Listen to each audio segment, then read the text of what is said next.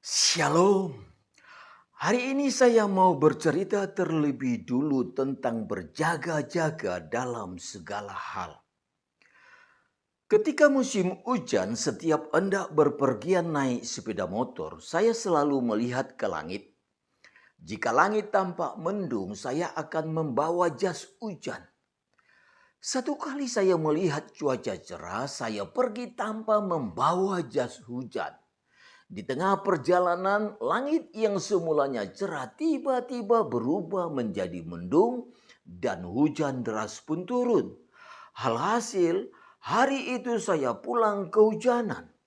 Benarlah ungkapan yang mengatakan, sedia payung sebelum hujan. Artinya dalam segala keadaan kita harus berjaga-jaga. Ketika Nabi Elia mengalahkan 450 nabi-nabi Baal di Gunung Karmel, tampaknya menjadi salah satu peristiwa melegenda di Israel. Dalilnya 1 Raja-Raja pasal 18 ayat 20 sampai 40. Menariknya ketika Nabi Elia mendengar ancaman dari seorang wanita bernama Isabel, tiba-tiba Elia menjadi takut sampai-sampai ia mau mati. Elia terlalu fokus kepada perkara besar tetapi menyepelekan perkara kecil. Dalam kehidupan ini kita terbiasa siaga untuk hal-hal besar tapi meremehkan hal-hal kecil. Ini juga yang harus diwaspadai oleh Edis TV. Jujur, saya sebagai hamba Tuhan sangat bangga dengan kehebatan Edis TV soal berdebat di media sosial.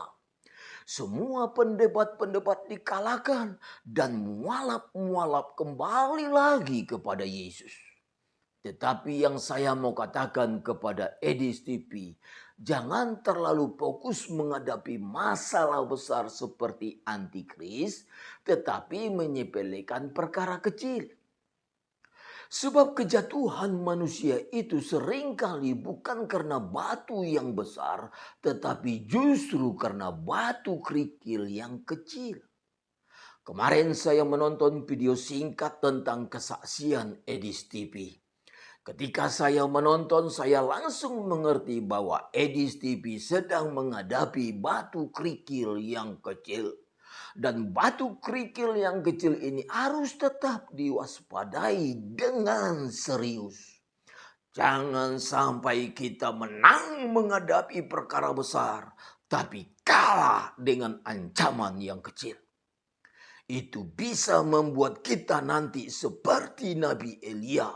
Elia menang melawan 450 nabi Baal, tapi kalah melawan seorang wanita yang bernama Isabel.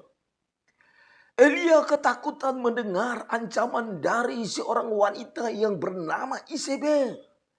Itu sebabnya setiap kita pelayan Tuhan harus tetap berjaga-jaga.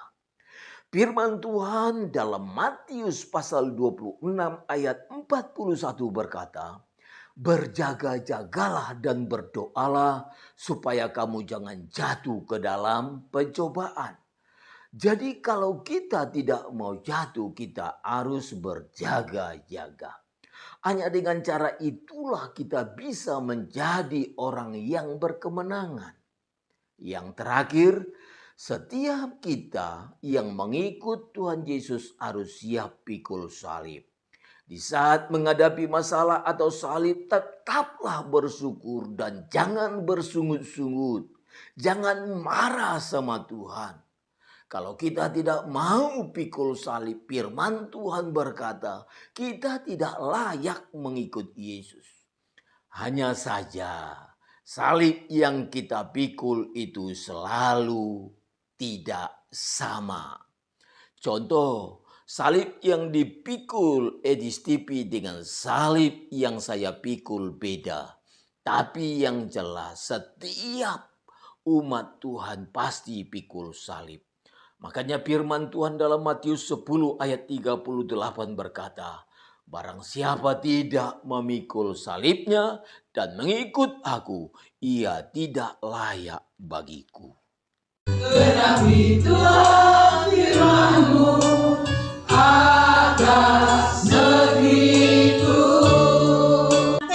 Ini mungkin masakan mie ya. Dipersilakan masuk. Kok dipersilakan? Dipersilakan maju.